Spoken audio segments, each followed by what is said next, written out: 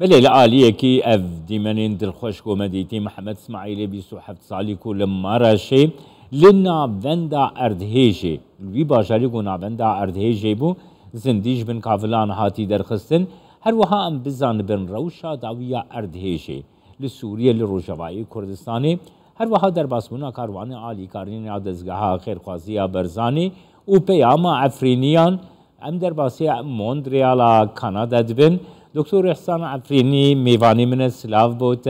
دكتور إحسان دكتور إحسان دسبيك دا از بزانبم روشا داوي يا باندورا اردهجي لسوريا طيبت جي لروجاواي كردستاني چاوايا فرموك كي دكتور إحسان سلاوريز دسبيكي وكي بندلو وانيا لسر بكراوانين اردهجي هر وها سلامتي جبو كسي بريندار زيتري وقت او يا براستي هري جرين مدخازن سباسيا جلي باشوري كردستاني بكن سباسيا سروك مسعود برزاني هر وها او تيمي الجل جنابي كاك مسرور وكاك نيشربان برزانيس سپاسیا گلی باشور دکن حیار یعنی ایرو آگاهی مهنه که رانا وستینه رویدنشتینه کار دکن خبات دکن جبو آلیکاریا خوش کو برای خال باکور کردستانی و روجاوای کردستانی بکن اما دست پیک براستی او سپاسیا جبو او کروانا بوده گهیشته عفريني اتزانم يعني دقة لقال ما مستكك موسابيم كك كارزانبيم يعني روش شوا حياقيش تندري عفريني سباسيا واندكم براستي قلك زحمتي كشاندن وسباسيا جنابي طيبة جنابي كك رزدار سروك مسعود برزاني جدك يعني هيشت بهولدانكي قلك جرينكو بكاروانا بجيني او رجاوای کردستانی تایبت عفرین و جدریسی الروش نها براستی گلک يعني هین کسید مد بن کابلادانه لجنا دنگ ناتین لی وکی آنها مدید سر اکرانا واجی وکی بین پیروز دکن او تیما رزگار کرنی گو او جامعه 27 سالی لباکوری کردستانی کو رزگار کرن براسی پیوستی نها گلک هی جبو آلیاتن ام ببین بلدوزر نبا کرن او گلک پیوستی پی هی ام دوی باوریه دانه اگر بلستر بگینن رجاوای کردستانی تیمن یعنی ایگو یعنی زانستی خاصر کاری هنه جو بگینن عفرینی و بگینن جندریسی و بکاربن بسدان خلکیش رزگار بکن نها حیا نها بدقی نها 10,007 پکراوانه 3,400 برینداره جوی برینداران 207 روشوان گلک مترسی داره 150,000 مالبت دبن دارن زيتون الشولي دربار دونن رادبن روشا براستي اوجي يعني قالك دنيا صارت دبن سفريراي هباري او ممكن بين درمان وما درمان وتندرستي ايدي بالا دبن بنزين سوتمني يعني بنزين وديزل ايدي اوجي نعمل يجبو ماشينه وتشتري روش لطيبات لجندريسي 1,107 مالبات يعني زرار ليبينه 707 تاني لجندريسي بكراوان 267 آواهي هلوشيانه هرفاندن و 1,110 مال نا بيوستي بوه هي جبو يعني جنوب آواكرني هو أبي يعني أب روش براستي رزدار روش قال لك خرابة أب كي إحسان بيداويستين سركة نها بيداويستين سركة بطيبتي لعفريني لجندريسي أو دفرينكو باندورا أردهيشي ليتشي بويا بيداويستين سركة شنكو تماشاوانین کوردستان 24 بزانه. براستی پێدەویستی نەها yani سێ tiştîne dermanın ji bo nexweşxanadera gelekî ew bûye kêm bûye a didiyê aliyat gelek pêwîstîne belkî bikaribin yani çend yan kesan bikarin rizgar bikin sedî sed mîna we îro niha dît ser ekrana we hîn kes heyê bir erdê dijî sedî sed bu derê hîn tê dijîn سوتمنی دیزل gelek pêwîste ji bo got ew nexweşxana bin şewisa em sê tiştîna birastî niha gelek pêwîstî pê heye. Kekê ihsan herweha niha dezgeha xêrxwaziya Berzanî dê ofîsa xweşî li Efrînê deynê kekê rewaç Hacî ê ku berpirsyarê wê tîma ku derbasî Bakurê Sûriyeyê û Rojavayê Kurdistanê bûye destnîşan kir ku her hafte dê alîkarî bigihîn wê ofîsê û ji wir ve dê werin belav kirin. Çendîn kampînê got hatine çêkirin hene li nav welat, li Başûrê Kurdistanê, li Bakurê Kurdistanê, lê li diasporayê yanî kampînên alîkariyê ji bonî Efrînê ji bo Rojavayê Kurdistanê gelo tên li darxistin, bi taybetî jî li Amerîka, Kanada Kurdên got li van du welatan in. بله بله لمونتريالي لتورونتوي ايغاغايم هنا لواشنطني نها بريبا داري نها اغايشمه لولاية البرتا لباجار كالغاري عيني وصل لفانكوفر عيني وصل يعني براستي سباسيا همي خلق مي Kurdistanî dikim çi Rojhilatê çi Bakurê çi Rojavayê çi Başûrê birastî îro hemî yek destîne ji bo Rojava ji bo Bakurê Kurdistanê kar gelek dibî her wiha peywendî li gel min kirin tîmekî ji doktoran êgo yani zanistiya dibê karnada heye derdora dehe doktora amadenê got herin ji Bakurê Amerîkayê aynı وساج Almanya'yı iş tarafı mekerin, pevendi gelmekerin, ev işte bir doktora duhazın herin hündürü Afrin'i alikari bikin. Yani lere de garin çav amre payda bikin. Elgel endamı itilafı mindu pevendi kirin. Gukan navat işte وساج mara bişini bu belki emin bikarın alikari bikin. Yani kar gelek dibe burası dakika işte ne derdik evin. بانجك من هي براسي بانجك من هي إيرو الشيخ حديد تايبات للشيء يعني نبتشا شيء أو خير غازية برزاني كيشت وداري كان مختار شين وداري بخابن يعني كرد إيرو كرد الشيء ببار بجبو أوي جبو عليكاري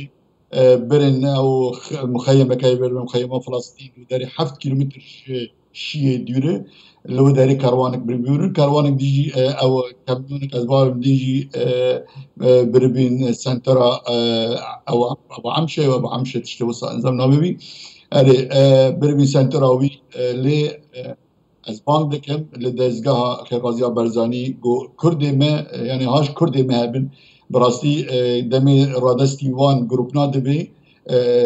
ناگینه کرده دبی گرک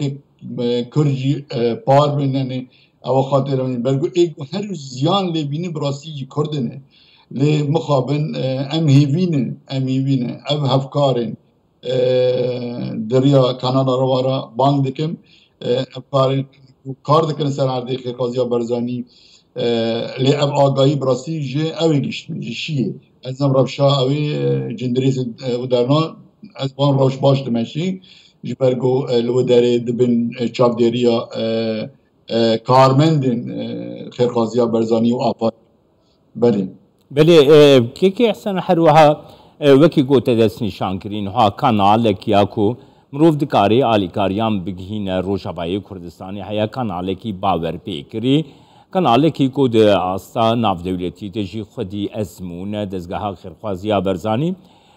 گلو اف آلیکاریان کو حاتنه کوم کرن پیوند یاول گل دزگاه خیرخوازیا برزانی هیا کو هون بكانالا دزگهی بکاربن بگهینن روجاوای کردستان. نه براستی دریا را گهاندن سر سوشال میدیا گلک ما پرستین کرن ام چاوا نه یعنی براستی بری نه از او بکم تلفنی جمرات جکسن براستی خلق عراق نه دخوازن آلیکاری بکن و دریل کانادا نه و ام چاوا بکن بگن گازی ناجورا لینک خیرخوازی ها برزانی بشینن اونه کربن دوی ریرا بشینن براستی ام جی گلک يعني هول ددن آگاهی ددن حوالت ما ام لینک دشین او لینک لسر تویتر بلاف کرنه ام جی دشینن جه دزگاه را جه کومالا را گو بکاربن ته يعني جبو همی يعني ام بکارم بیجن آلیکاری بگینی چیا راست يعني براستی بله كي احسن نها حروها للدياسبورا كي احسن للدياسبورا حجمارك مزن كردي ميرو جاباهنج اوروبا بقرا حتى امريكا حتى كندا قالوا يعني بيبنديا لقال مثلا ولاتكي وكي امريكا ولاتكي وكي كندا قد كاري اوجي دستي اليكاريه بگينه بيبنديا ولا قال دستلاتا امریکی دستلاتا کانادی چه بویه کو اوجی رولکی ارینی بلیزنج بوی گهاندنا آلیکاریان بو روجاوای کردستان. ارينا يعني كندا دريا خاچا سورا نها براكم دكن از باورم آلیکاری چی پیوستیه کی هر چه رنگی خازی آلیکار بی نها او بکرنه سنتر بکرنه جبو او ناوصاد بيجين باكوري رجلاتي سوري وجبو تركيا ايرو كندا او كاردكي يعني من ايميل چند اندام برلمان رشان جمارا قوتن يعني آليكاري دري دايه عيني وصا يعني aid on the way بر يعني هم هول ددن براستي قالك هول ددن اللي بداري يعني تشتن براستي او ترهنه يعني او تشتي جداتية دنابارا امبيجن ترك وكرد مابيني عرب وكرد او كسد يعني هموالاتين ايقول وي دابري ديجين ايقول وي جداتية دكن نا بيتر براسي ام سربيجي داخفن لقال نونرين كندي و از باورم دهوجي دهندري برلمانا كندي دجي اف بانغات كرن دبي يعني اف تشتاوري راواستاندن اف جتاتيا دنابرا يعني كرد ببارد بن كرد قال ظلم لي تشيربي دو اندامي برلماني كندي ريزدار توم كيميتش براستي لسر هندري برلماني دا و اخر في سبتشتي ما قال لك بانك ما قال لك ايميل تشيكرن براستي بله دکتر احسان نها هر جار تيگوتنگو د تراژدیان ده کرد یکن هر جار دوی تراژدیه ده جی اف یک دیار بو يعني الروجاوای کردستانی گاوا کو دزگاه خیرخواسی برزانی وکی یکم دزگاه ده آستا جیهانی ده گهاند آلی دستی آلیکاریه گهاند عفرینی جندری سیب آلیا کردستانی هاته پیشوازی کرن دلخوش یکم مزم پیدا کر تچ آگاهداری ورگرتن ایرو کو پیوندیات هردم به عفرینی را به تبعیات دوری را هیا دورا عفرینی حستا خلقی چیه کو دزگاه آوان دزگاه خیرخوازی برزانی لسر عرده جبو آلیکاری آوان جیانک نو براستی جیانک نو جن هیویک مزن براستی هیویک مزن با گلی روجاوای کردستانی چی بی يعني از نکارم براستی من گلک ایرو الجندوارن آخفی حوالد ما دوستد ما گلک جندا اما آخفین يعني براستی وانا پیوندی مکرن يعني اسپاسیا همی کرد گل دیاسپورا کارت که خبات دکن لی هر دبری جدیجن دبیتش کی نو هیوی که نو با کردا چی بی کرد بخاد حسن نبونه يعني وقت نين جانك النوجان هاتي آوا کرد براستي دما يعني آخفن رندكا دبارين باور بك يعني رندكين كيف خاشية رندكين هيفية كو إيرو كردستان يك دنگه كردستان يك دسته كردستان بخواد داره که یک داره وسط هات خویا کرن و هیوینه يعني افتش بردوام ببي و خورتر ببي و دارا من مستر ببي ام هيفينه يعني قال لك هيفيه يعني براستي ايرو دمي نافي براستي تايبت ايرو دمي نافي جناب سروك مسعود دين سر زمان رندكا دبارين نكارم باخفن كلاجان باوان چيلبن يعني ايرو دما ويني نمر ملاي مصطفى برزاني بافي الروحي يا همي قالي كردستاني او وينا دهندري كاتن كولان عفريني براستي جياني كي نوح عطاوا كرن اف براستي بيام نش بس ابيجن جي كردادا يجي قال لك خلقي عربجي اللي قال معاك فيه قال لك سباسيا جناب سلوك مسعود دكن قال لك دعاء لمصطفى مازن النمر دكن ايجو حيانها جيان ددلي حر كرد كده براستي قال يعني كلاجانكي مزيد شي ناب قال لي كردستاني بطايبتي لبرا عفرين جبرقو عفرين ديوري عفرين يعني جي بين هري رجاواي جي نقشة رجاواي كردستاني دما ديتن هيزكي وصا جيشت بداري آلكاري وصا هات جبراين خاي مزن جباشوري كردستاني قال لك كيف خاش بين براستي يعني حيا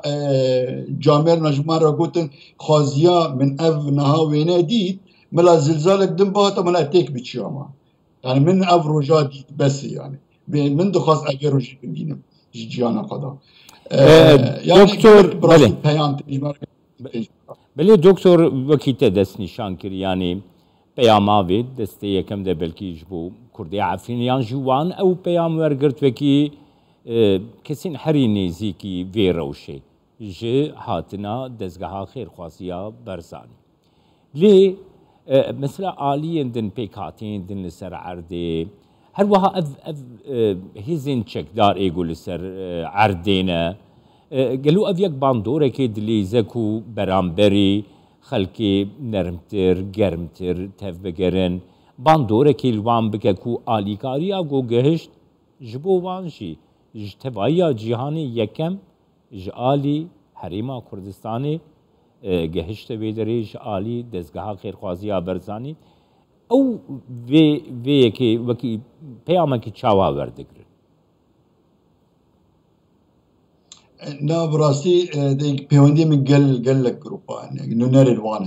هنا نونر الوان براستي همي بيامج مارشاندن سباسيا خير قازيا برزاني دكن يعني او نونرين ارتشي يعني ارتشي سباسيا وان دك سباسيا خير قازيا برزاني دكن يعني دريا مرد خاصن بيامي بريكن سباسيا يعني ابو علي كاري دكن لي بروبليم دكداي بروبليم يعني سر عردي كسن هنا يعني بميجوي كي نجات برستي عرب يعني مزين بينه اونا جي يعني چكي باندوري خال سر عردي هن باندوري خال سر عردي هن اونا ايجو كشار شركن لي نونر الوان زانا الوان براستي